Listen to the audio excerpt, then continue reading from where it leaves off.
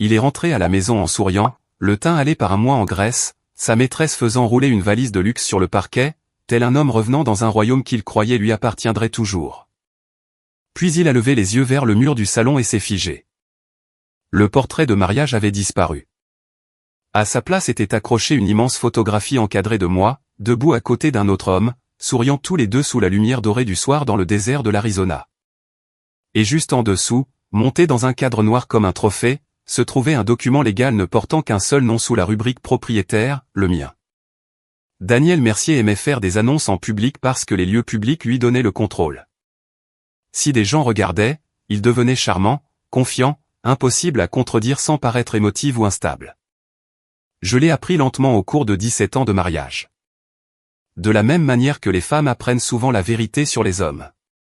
Pas d'un seul coup, mais par de minuscules humiliations qui s'accumulent silencieusement dans le corps jusqu'au jour où elles deviennent impossibles à ignorer. La nuit où il a détruit notre mariage a commencé avec des steaks grillés, des guirlandes lumineuses et de la musique country flottant dans notre jardin à Scottsdale, en Arizona. Nous avions organisé des dizaines de rassemblements de ce genre au fil des ans. Les voisins se tenaient là avec des bouteilles de bière embuées. Les épouses échangeaient des histoires sur les inscriptions à l'université et la hausse des prix de l'épicerie. Le fils adolescent de quelqu'un a fait un boulet de canon dans la piscine pendant que tout le monde faisait semblant de ne pas remarquer les jurons qui résonnaient sur l'eau. Cela aurait dû être un samedi soir ordinaire.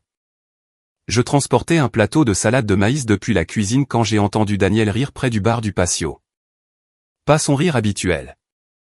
Celui-ci était plus fort, plus sec, théâtral, le genre qu'il utilisait quand il voulait de l'attention. Son bras était drapé autour d'une femme nommée Brianna, 28 ans, très bronzée, des extensions blondes jusqu'au milieu du dos, le genre de femme qui avait l'air d'être en permanence photographiée pour Instagram. Même en se tenant à côté d'une glacière pleine de Coca Light, je l'avais rencontrée 2 fois auparavant. Daniel la présentait comme une consultante en marketing pour son entreprise de construction. À ce moment-là, je savais déjà. Les femmes savent généralement bien avant de se l'autoriser à l'admettre. Pourtant, il y a une différence entre soupçonner une trahison et entendre son mari redéfinir nonchalamment son mariage devant 15 personnes tenant des assiettes en carton. Un des voisins a plaisanté sur le fait que Daniel passait beaucoup de temps avec Brianna ces derniers temps, et Daniel a levé son verre de bourbon avec un sourire. Eh bien, a-t-il dit, Claire et moi faisons les choses différemment ces jours-ci. C'est en gros un mariage libre maintenant. Elle ne l'a juste pas encore totalement adopté. La conversation s'est arrêtée net. Quelqu'un a toussé. La musique des haut-parleurs extérieurs a soudain semblé trop forte. Je me souviens du sentiment exact qui a traversé mon corps à ce moment-là. Pas un chagrin d'amour au début, pas même de la colère. C'était quelque chose de plus froid, comme mettre un pied nu dans de l'eau glacée et réaliser trop tard à quel point elle est profonde. Je l'ai fixée, attendant la chute de la blague. Elle n'est jamais venue. Au lieu de cela, Daniel a serré Brianna un peu plus contre lui et a pris une lente gorgée de sa boisson pendant que les gens regardaient délibérément partout sauf vers moi. Je devrais probablement expliquer quelque chose à propos de mon mari. Daniel n'avait pas toujours été cruel. Égoïste, oui. Ambitieux, certainement. Mais la cruauté est venue plus tard, après que le succès l'a gonflé en quelqu'un qui confondait l'argent avec la sagesse et l'attention avec la valeur. 10 ans plus tôt, il n'était qu'un autre entrepreneur épuisé essayant de monter une entreprise pendant que je travaillais à plein temps dans la décoration d'intérieur et que je m'occupais de la plupart de l'éducation de notre fille, Elodie. Quand l'entreprise a failli s'effondrer pendant une mauvaise passe économique, j'ai utilisé l'héritage que ma mère m'avait laissé pour la maintenir en vie. 70 000 $. Presque tout ce qu'elle avait. Daniel m'appelait son rock à l'époque. C'est drôle comme les hommes réécrivent vite l'histoire une fois qu'ils n'ont plus besoin de la femme qui a aidé à la construire. Les invités sont partis tôt ce soir-là. Personne ne voulait être piégé dans la tension qui flottait au-dessus de notre jardin comme de la fumée. J'ai nettoyé les assiettes en carton en silence pendant que Daniel était assis à l'îlot de cuisine, faisant défiler son téléphone, complètement détendu, comme s'il venait simplement d'annoncer un projet de vacances au lieu de faire exploser 17 ans de mariage devant nos amis. Finalement, j'ai dit, tu m'as humilié. Il n'a même pas levé les yeux. Tu réagis de manière excessive. Tu as dit à tout le monde que nous avions un mariage libre. Nous devrions en avoir un, a-t-il répondu nonchalamment. La monogamie n'est pas réaliste pour toujours, Claire. Les gens évoluent. J'ai laissé échapper un petit rire alors, parce que parfois l'absurdité devient trop grande pour les larmes. Évoluer? Ai-je répété. C'est comme ça que ça s'appelle maintenant? Daniel a soupiré de façon dramatique, comme le font les hommes impatients lorsqu'ils sont forcés d'expliquer des vérités élémentaires à des femmes stupides. Écoute, a-t-il dit en posant enfin son téléphone. Je n'avais pas prévu que ça arrive, mais Brianna me fait me sentir à nouveau vivant. J'ai 46 ans, Claire. Je ne veux pas que le reste de ma vie soit prévisible. Et qu'est-ce que je gagne exactement dans cet arrangement? Ça dépend de toi, a-t-il répondu avec un haussement d'épaule. Tu peux faire ce que tu veux, toi aussi. C'était une déclaration si ridicule que j'ai presque admiré l'arrogance derrière elle. Les hommes comme Daniel aimaient l'idée de la liberté quand ils croyaient qu'ils étaient les seuls à en bénéficier. À l'étage, j'ai entendu la porte de la chambre d'Élodie se fermer doucement. Elle en avait assez entendu. Daniel s'est levé, s'est dirigé vers le réfrigérateur à vin et s'est servi un autre verre. Je pars pour l'Europe mardi, a-t-il dit. 3 semaines en Grèce, peut-être l'Italie ensuite.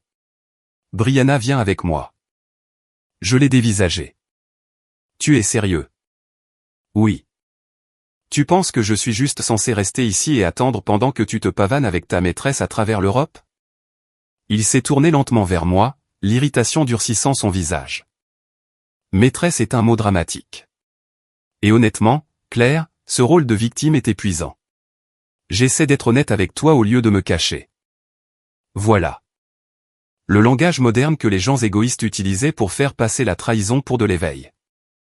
Honnêteté, croissance, liberté, guérison. Tout sauf la responsabilité. Il s'est approché, baissant la voix. Tu es toujours ma femme. Tu as toujours cette maison, cette vie, la sécurité financière. Je ne t'abandonne pas. Je te demande de t'adapter. Adapter. Comme si j'étais un logiciel nécessitant une mise à jour. J'ai regardé la cuisine que nous avions rénovée ensemble 15 ans plus tôt. Les comptoirs en marbre que j'avais choisis, les suspensions que j'avais installées moi-même en étant enceinte d'Élodie, les photos de famille qui bordaient le couloir. Chaque centimètre de cette maison portait des morceaux de mon travail, de mes sacrifices, de mes empreintes invisibles. Pourtant, d'une manière ou d'une autre, Daniel parlait comme s'il avait bâti notre vie à lui seul. Cette nuit-là, après qu'il soit monté, je suis resté seul dans la cuisine pendant près d'1 heure. Le réfrigérateur bourdonnait doucement. Les lumières du jardin se reflétaient sur les fenêtres sombres. Quelque part dans la rue, un chien aboyait dans la nuit chaude du désert. Puis j'ai remarqué notre portrait de mariage accroché au-dessus de la cheminée. Nous avions l'air si jeunes sur cette photo. La main de Daniel reposait fièrement sur ma taille. Mon visage rayonnait de ce genre de confiance que seuls les jeunes mariés possèdent, la croyance que l'amour protège automatiquement les gens de devenir des étrangers. Je me suis dirigé lentement vers le portrait. Puis je l'ai décroché du mur. Pas parce que je le détestais. Pas encore. Mais parce que pour la première fois en 17 ans, j'ai enfin compris quelque chose de dévastateur. Le mariage de cette photo n'existait plus. Et peut-être qu'il n'avait pas existé depuis très longtemps. Daniel est parti un mardi matin avec 2 valises de marque, des lunettes de soleil chères et la confiance décontractée d'un homme absolument certain que le monde l'attendrait. Brianna était assise sur le siège passager de son Range Rover noir, vêtue d'un pantalon en lin blanc et de lunettes de soleil surdimensionnées, une main manucurée reposant possessivement sur son bras pendant qu'il sortait de l'allée. Aucun d'eux ne m'a regardé, moi qui me tenais sur le perron. Seule Élodie l'a fait. Ma fille se tenait légèrement derrière moi dans un vieux sweat de l'université d'État de l'Arizona, les bras croisés fermement sur sa poitrine, regardant son père s'éloigner avec une expression bien trop vieille pour ses 16 ans. Elle n'a pas fait de signe d'adieu. Le SUV a disparu au coin de la rue. Le silence qui a suivi semblait contre nature, comme si la maison elle-même avait cessé de respirer. Pendant les 2 premiers jours, je me suis déplacé mécaniquement dans les pièces, incapable de me concentrer assez longtemps pour terminer des tâches simples. J'ai chargé le lave-vaisselle et oublié de le démarrer. J'ai réchauffé mon café 3 fois avant de réaliser que je ne l'avais jamais bu. La nuit, je restais éveillé à fixer le ventilateur de plafond pendant que mon esprit rejouait le barbecue encore et encore. La voix de Daniel, les rires, l'humiliation de rester là pendant que des étrangers évitaient mon regard par pitié. L'humiliation est une émotion étrangement physique. Elle s'installe dans vos muscles, votre estomac, votre peau. Ce qui faisait le plus mal n'était même pas l'adultère. C'était la certitude sur le visage de Daniel quand il l'a annoncé publiquement. La confiance absolue que je tolérerais n'importe quoi plutôt que de perdre la vie que nous avions construite. Et peut-être que pendant de nombreuses années, il aurait eu raison. J'avais passé près de 2 décennies à être pratique, sensé, solidaire. J'avalais les frustrations parce que les mariages exigeaient des compromis. J'ignorais les petites trahisons parce que l'âge adulte exigeait de l'endurance. Quelque part en cours de route, Daniel a confondu ma loyauté avec de la faiblesse. 3 jours après son départ, Brianna a posté des photos de Mykonos. Je les ai vues parce que des connaissances communes ont commencé à me les envoyer maladroitement, comme si je méritais en quelque sorte d'être prévenu avant que l'humiliation publique ne se poursuive en ligne. Daniel se tenait torse nu à côté d'une piscine à débordement, tenant une coupe de champagne tandis que Brianna se pressait contre lui dans un bikini blanc, tous deux rayonnant de l'autosatisfaction suffisante de personnes convaincues d'être enviées plutôt qu'embarrassantes. La légende disait, la vie commence quand on arrête de s'excuser pour son bonheur. J'ai fixé l'écran pendant plusieurs secondes. Puis j'ai ri, non pas parce que c'était drôle, mais parce que les hommes d'âge mûr qui abandonnent leur famille pour des femmes plus jeunes croient toujours qu'ils participent à une profonde révolution romantique au lieu du plus vieux cliché d'Amérique. Élodie est entrée dans la cuisine alors que je regardais encore la publication. « Est-ce que ça va ?» a-t-elle demandé doucement. J'ai verrouillé le téléphone et l'ai posé. « Ça ira. » Elle a ouvert le réfrigérateur, a pris du jus d'orange, puis a hésité avant de reprendre la parole. « Tu sais ce qui est bizarre ?» a-t-elle dit. Papa n'arrête pas de poster comme s'il avait gagné quelque chose. Le commentaire m'a surprise car c'était exactement ça. Daniel se comportait comme si le mariage était une compétition dont il s'était échappé victorieusement, comme si la jeunesse elle-même l'avait validé. Les hommes comme lui confondaient souvent l'attention avec une renaissance. Élodie s'est appuyée contre le comptoir. Mais honnêtement, a-t-elle poursuivi, il a l'air un peu pathétique. J'ai regardé ma fille, puis je l'ai vraiment regardée. Quelque part entre les cours avancés, les leçons de conduite et les candidatures universitaires, elle était discrètement devenue perspicace d'une manière que je n'avais pas remarquée. « Je ne veux pas que tu détestes ton père », ai-je dit prudemment. Elle a haussé les épaules. « Je ne le déteste pas », a-t-elle répondu. « Je pense juste qu'il s'attendait à ce que tu t'effondres. » La vérité a frappé plus fort qu'elle ne l'avait probablement voulu. Cet après-midi-là, pour la première fois depuis le départ de Daniel, j'ai ouvert la porte du bureau. Daniel s'occupait rarement lui-même de la paperasse. Le succès l'avait rendu paresseux sur les détails, les reçus, les contrats, les documents fiscaux. Tout finissait empilé négligemment sur les classeurs et dans les tiroirs du bureau pendant qu'il se concentrait sur les déjeuners de réseautage et les parties de golf avec les promoteurs. Au début, je cherchais seulement des informations bancaires. Puis j'ai commencé à remarquer des schémas. Des frais d'hôtel de luxe facturés sur le compte de l'entreprise. Des vols pour Brianna déguisés en voyage de marketing. Des achats de bijoux étiquetés comme divertissement de clients. Des milliers et des milliers de dollars discrètement filtrés à travers les dépenses de l'entreprise.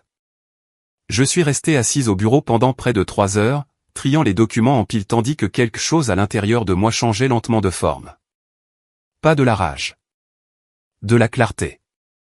Le lendemain matin, j'ai appelé une avocate nommée Denise Fournier. Son bureau se trouvait dans un immeuble élégant et moderne du centre-ville de Phoenix, tout en murs de verre et en climatisation froide. Denise elle-même semblait avoir la fin de la cinquantaine, cheveux blonds argentés coupés au carré, tailleur bleu marine impeccable, des yeux calmes qui avaient clairement été témoins de toutes les variations possibles de désastres matrimoniaux. Elle a écouté sans m'interrompre pendant que je lui expliquais tout. Quand j'ai fini, elle a joint ses mains proprement sur son bureau. Premièrement, a-t-elle dit, votre mari n'est pas aussi intelligent qu'il le pense. J'ai cligné des yeux. Denise a fait glisser plusieurs relevés financiers surlignés vers moi. Ces dépenses liées à l'adultère sont significatives, a-t-elle poursuivi. Et d'après les dossiers que vous avez apportés, une grande partie du capital initial de l'entreprise provenait de votre héritage. C'était il y a des années. Ça n'a pas d'importance. La documentation a de l'importance. Pour la première fois depuis des semaines, j'ai ressenti quelque chose d'inhabituel.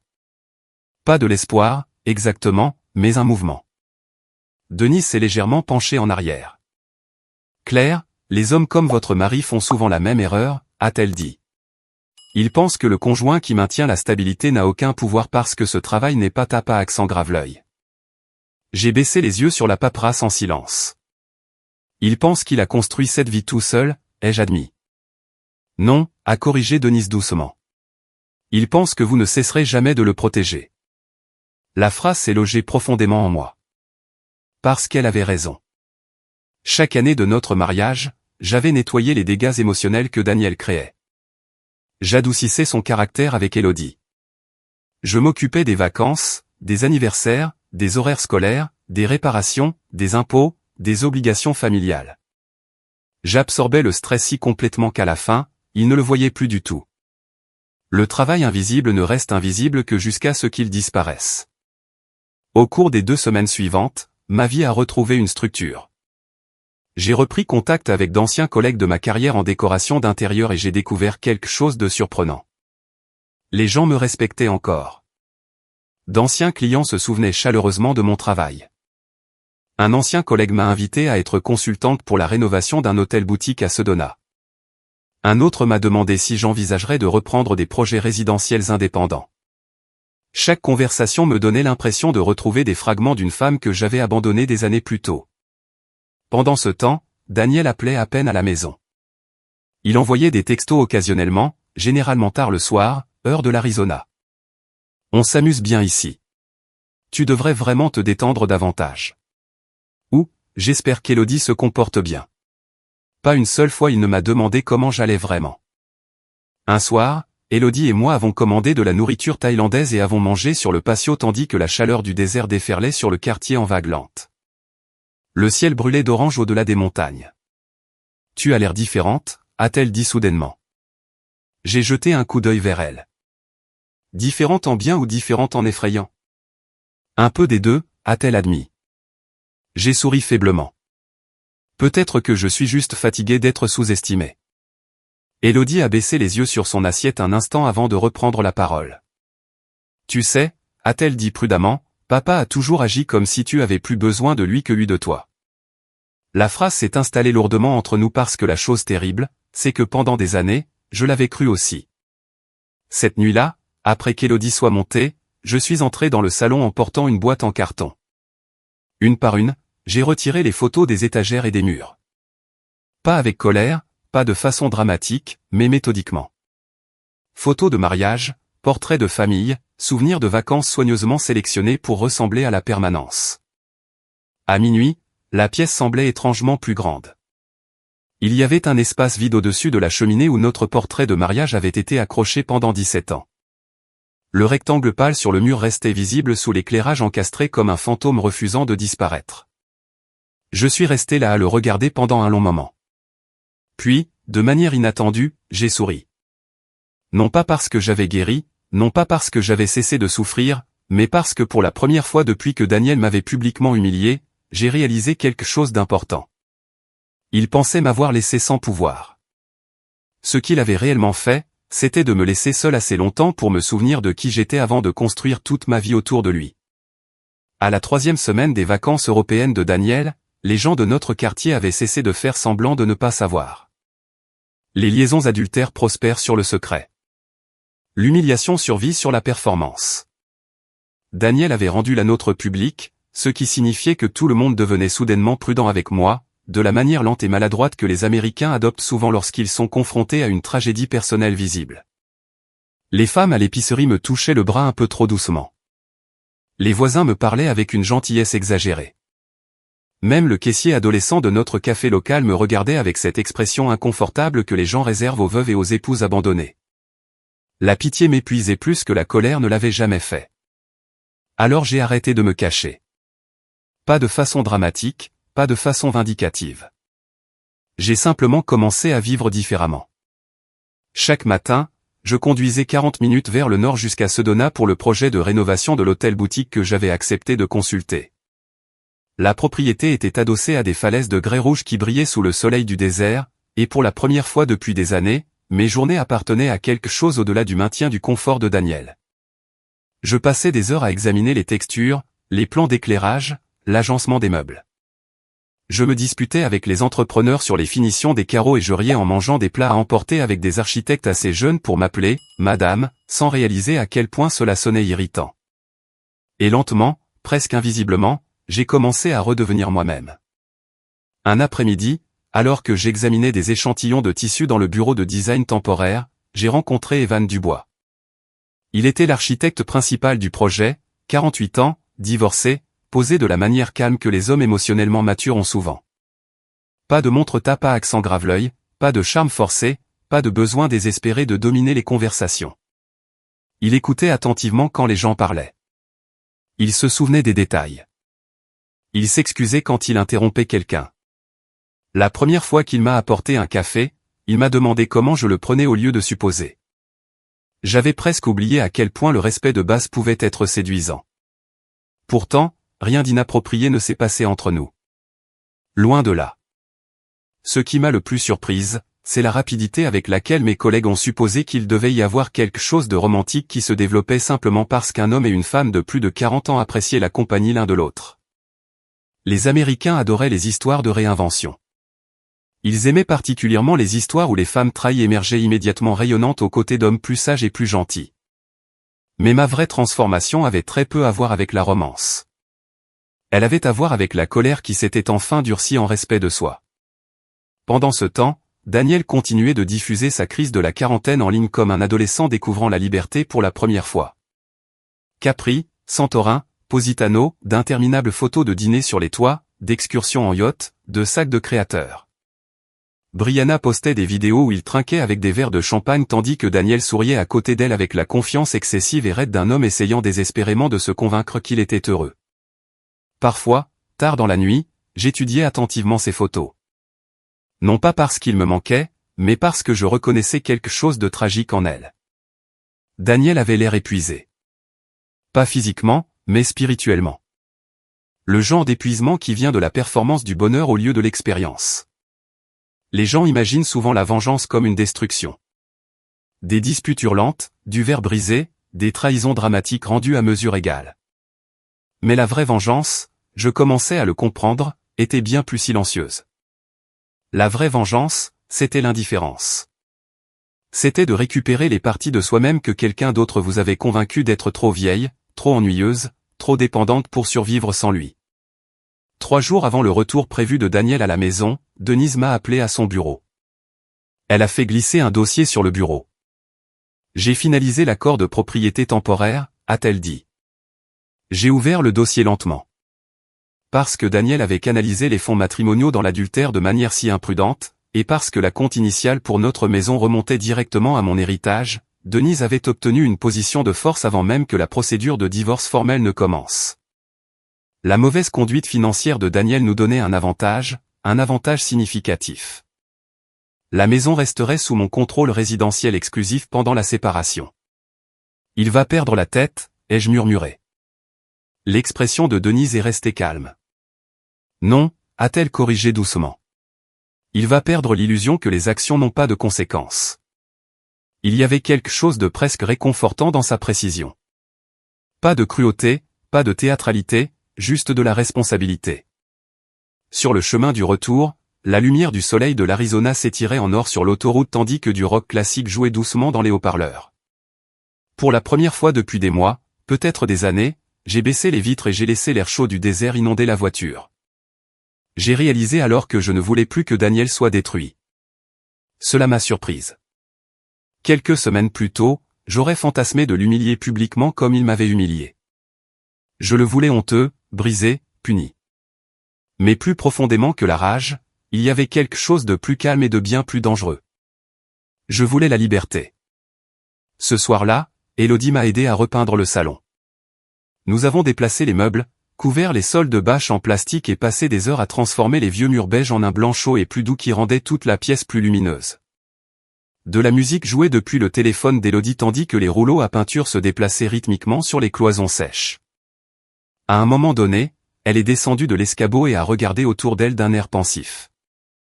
Ça a déjà l'air différent, a-t-elle dit. C'est différent. Elle a hésité. Est-ce qu'on l'efface ? La question est restée en suspens entre nous. J'ai posé mon bac à peinture avec précaution avant de répondre. Non, ai-je dit. Nous nous faisons de la place à nouveau. Élodie a hoché lentement la tête, comme si elle comprenait plus que je ne le réalisais.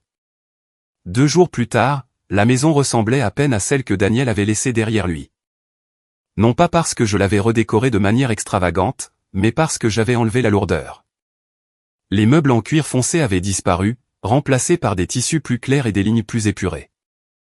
Les vieilles photos de famille avaient disparu des étagères bondées. L'air lui-même semblait moins tendu, comme si des années de ressentiment silencieux étaient finalement parties avec lui. Puis vint le mur. L'espace vide au-dessus de la cheminée est resté intact jusqu'à la toute fin. Je me suis tenu devant lui pendant près de 10 minutes, tenant la photo encadrée que la société de livraison avait déposée plus tôt dans l'après-midi. Ce n'était pas un portrait de mariage. Ce détail comptait. La photo avait été prise accidentellement lors d'un dîner de projet à Sedona. Evan se tenait à côté de moi, à l'extérieur, sous des guirlandes lumineuses, tandis que le coucher de soleil brûlait en rouge sur les falaises derrière nous. Nous rions tous les deux de quelque chose hors du cadre, détendu et vivant d'une manière que je ne m'étais pas vu depuis des années. Lorsque le photographe de l'équipe marketing de l'hôtel nous l'a envoyé par courriel, j'ai longuement fixé mon propre visage. J'avais l'air heureuse. Pas heureuse pour la forme, pas heureuse par survie. Vraiment. Sous la photo, j'ai placé un autre cadre. À l'intérieur se trouvait une copie propre de l'accord de propriété temporaire indiquant l'autorité résidentielle exclusive à mon nom pendant la procédure de séparation. Simple, élégant, final. Pas de message dramatique, pas de cruauté, pas de menace. Juste la vérité. Cette nuit-là, Daniel m'a envoyé un texto pour la première fois depuis près d'une semaine. J'atterris demain après-midi. J'espère que tu t'es calmé maintenant. J'ai regardé le message. Puis j'ai verrouillé mon téléphone et l'ai posé face contre le comptoir de la cuisine. À l'étage, Élodie préparait ses affaires pour une retraite de préparation universitaire le week-end.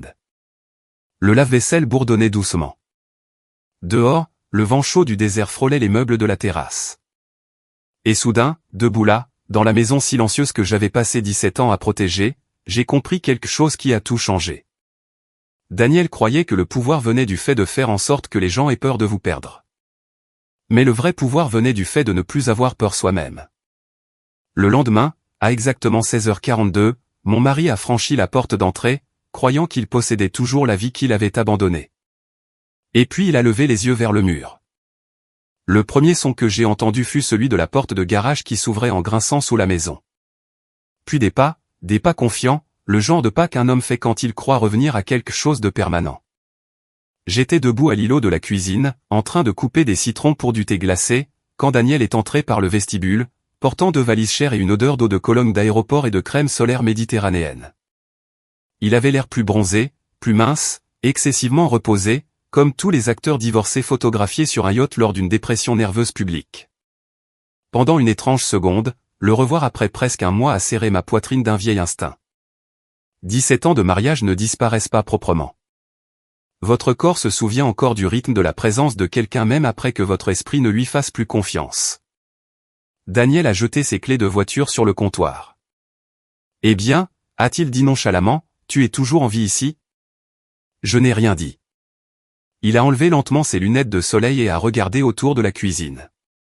La confusion est apparue en premier. Subtile mais indubitable.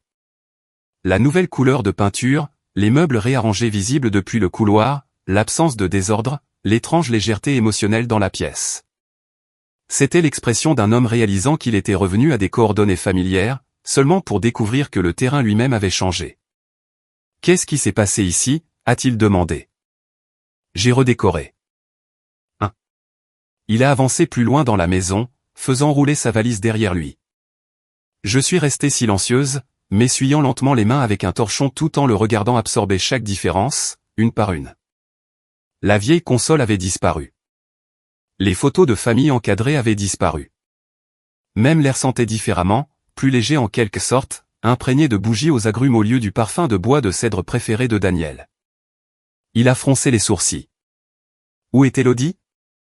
En retraite de préparation universitaire. Elle sera de retour dimanche. Daniel a hoché la tête distraitement, scrutant toujours la pièce. Puis il est entré dans le salon et s'est figé. Pas métaphoriquement, il s'est réellement figé, une main agrippant toujours la poignée de la valise tandis que tout son corps s'immobilisait en plein mouvement. J'ai observé le moment exact où sa confiance s'est effondrée. Ses yeux se sont fixés sur le mur au-dessus de la cheminée où notre portrait de mariage était accroché. Maintenant, illuminé par un éclairage encastré doux, se trouvait la grande photo encadrée de moi et d'Evan, debout sous la lumière dorée du désert, souriant avec une aisance sans effort l'un à côté de l'autre. Et juste en dessous se trouvait le deuxième cadre, le document légal. Mon nom, seulement mon nom. Pendant plusieurs longues secondes, Daniel n'a absolument rien dit. Je ne pense pas qu'il était préparé au silence. Les hommes comme lui s'attendent à des réactions émotionnelles parce que les réactions émotionnelles les rassurent sur le fait qu'ils comptent encore. La rage, les larmes, les supplications, tout cela confirmait leur importance. Mais je n'avais plus rien à prouver. Finalement, il a parlé. Qu'est-ce que c'est que ça? Sa voix semblait étrangement faible.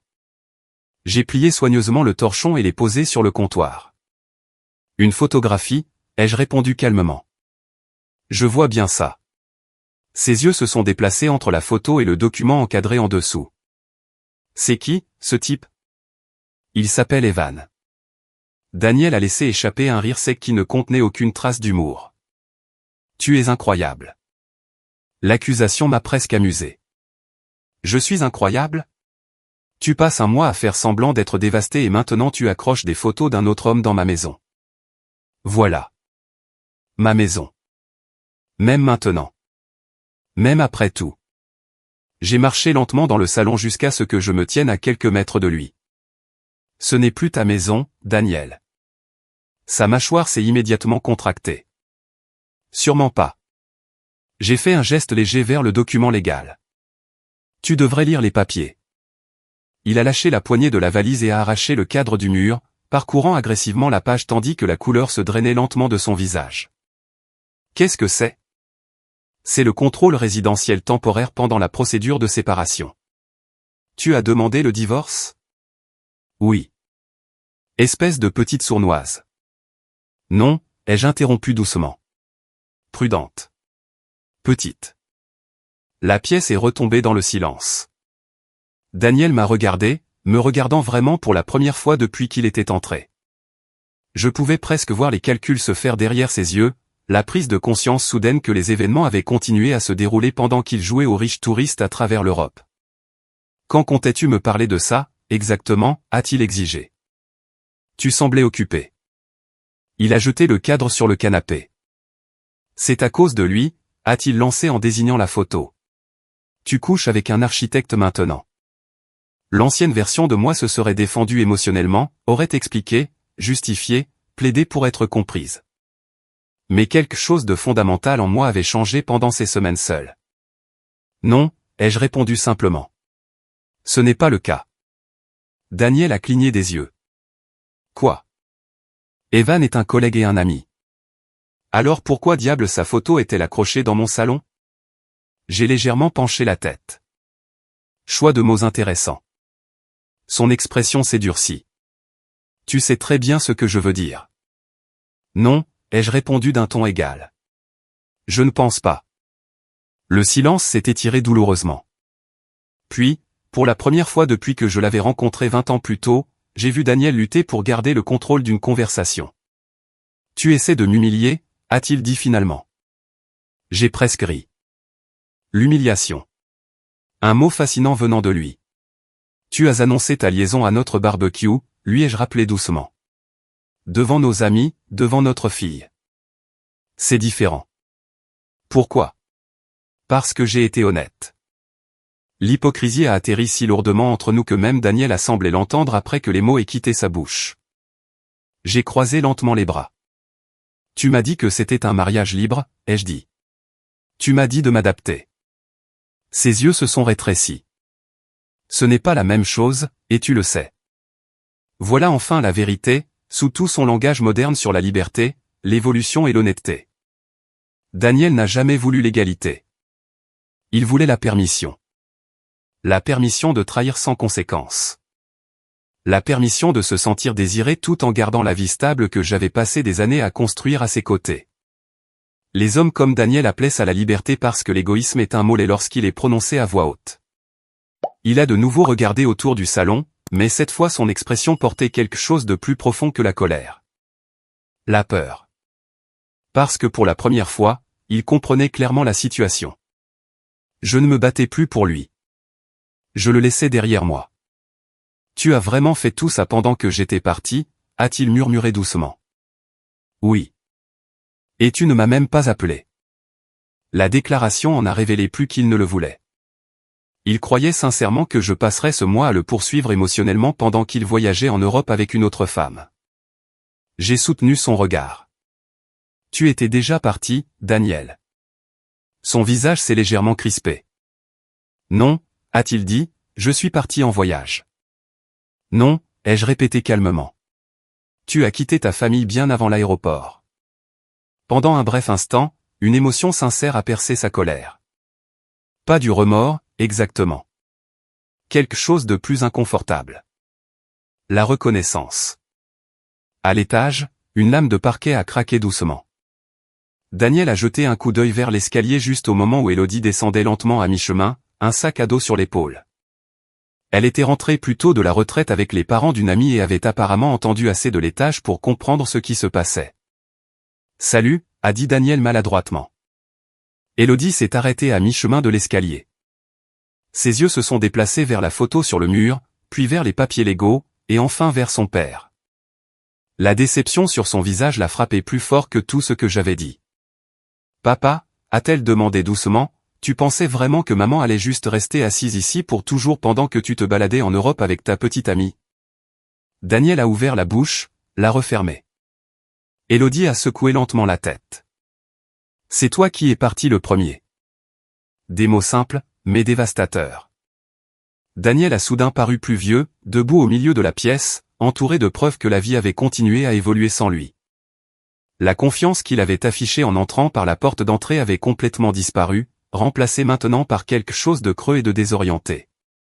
Il a fixé une fois de plus le mur, la photo, le document légal, l'espace vide où notre mariage avait existé.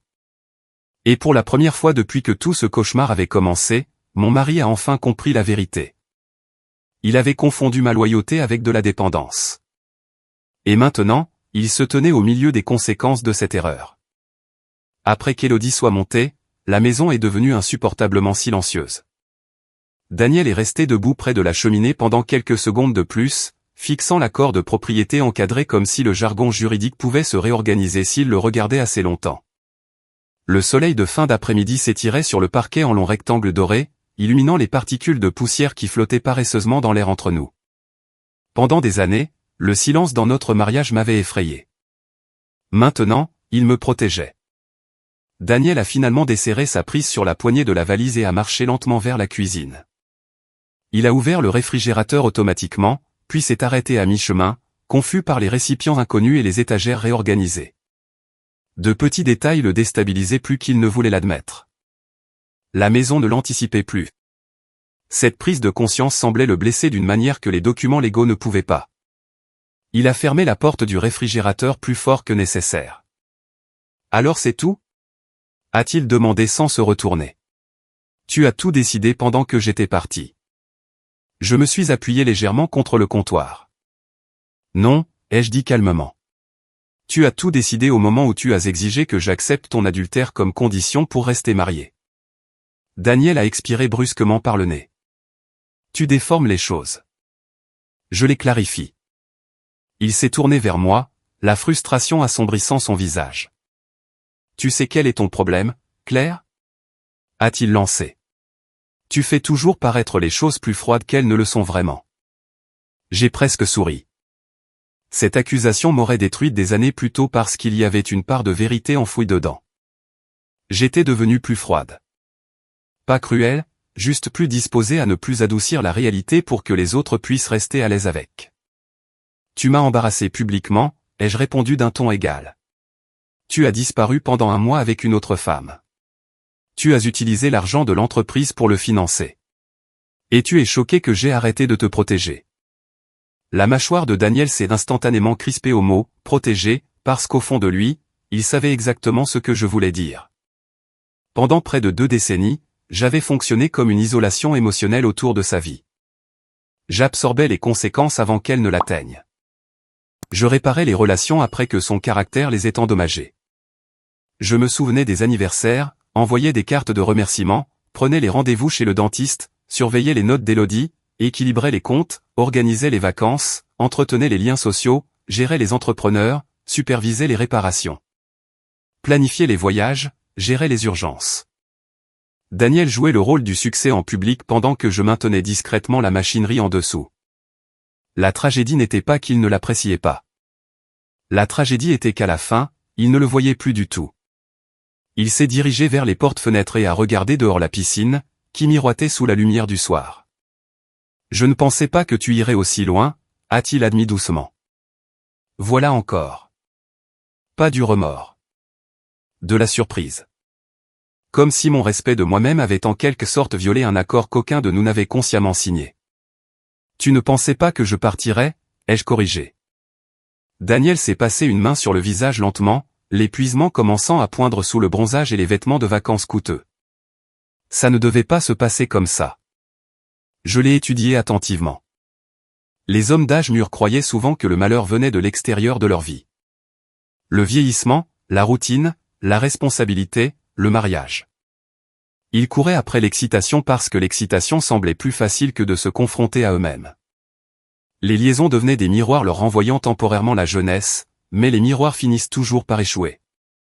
Qu'est-ce que tu pensais qu'il se passerait, exactement, ai-je demandé. Il m'a regardé, impuissant, pendant un moment. Je pensais, il s'est arrêté. Puis il a ri amèrement de lui-même.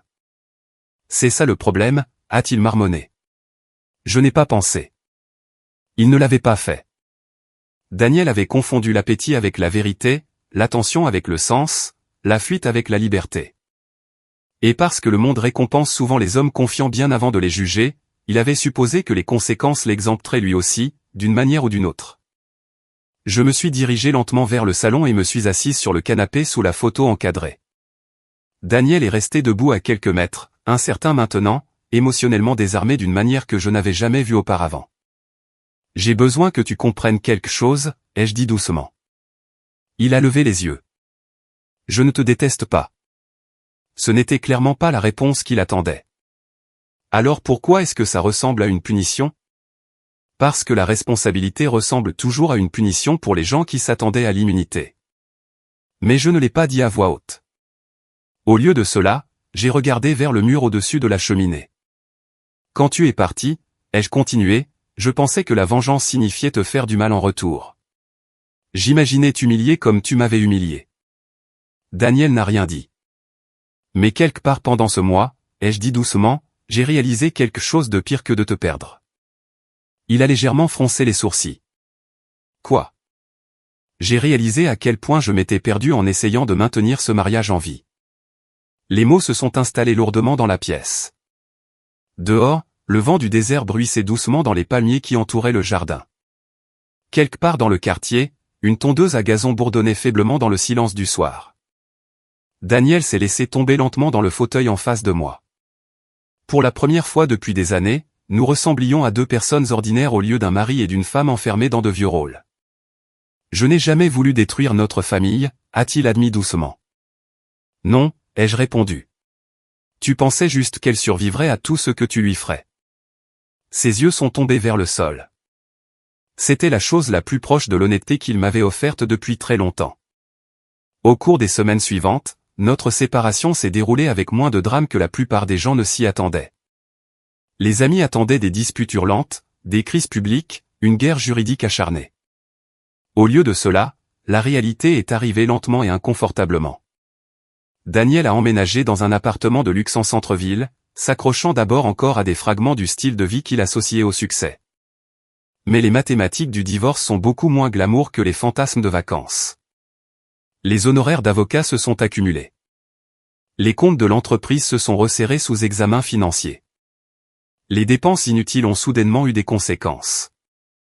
Brianna a disparu presque immédiatement une fois que la permanence a remplacé l'excitation. Cette partie ne m'a pas satisfaite autant que je l'avais imaginé. Parce qu'à ce moment-là, j'avais enfin compris quelque chose d'important. Les femmes ne guérissent pas vraiment en regardant d'autres femmes perdre. Elles guérissent en se reconstruisant. Ma carrière de designer s'est développée plus vite que prévu après le succès du projet de Sedona. Les recommandations se sont multipliées. D'anciens clients sont revenus. En 8 mois, j'ai ouvert un petit studio de design indépendant à Phoenix, spécialisé dans les intérieurs modernes et chaleureux pour les espaces commerciaux de charme et les maisons sur mesure. Rien d'énorme, rien de cinématographique. Juste à moi. Elodie est partie à l'université l'automne suivant, plus forte et plus sage que nous ne l'aurions souhaité si tôt dans sa vie. Sa relation avec Daniel est restée polie mais distante, façonnée moins par la colère que par la déception. La trahison change aussi les enfants, surtout les filles qui regardent comment les hommes traitent les femmes qu'ils avaient autrefois promis d'aimer. Quant à Evan, il est resté exactement ce qu'il avait toujours été, un bon ami qui est entré dans ma vie à une période où j'avais désespérément besoin de la preuve que la gentillesse existait encore. Rien de plus, rien de moins. C'était important pour moi parce que je refusais de devenir le miroir de la chose qui m'avait blessé. Près d'1 an après le retour de Daniel d'Europe, il est passé à la maison un après-midi pour récupérer de vieux documents fiscaux dans le garage. Ses cheveux semblaient plus gris, sa confiance plus discrète. La vie ne l'avait pas détruit, mais elle lui avait finalement fait découvrir l'humilité. Avant de partir, il s'est de nouveau arrêté près du mur du salon. La photo d'Evan et moi avait disparu maintenant.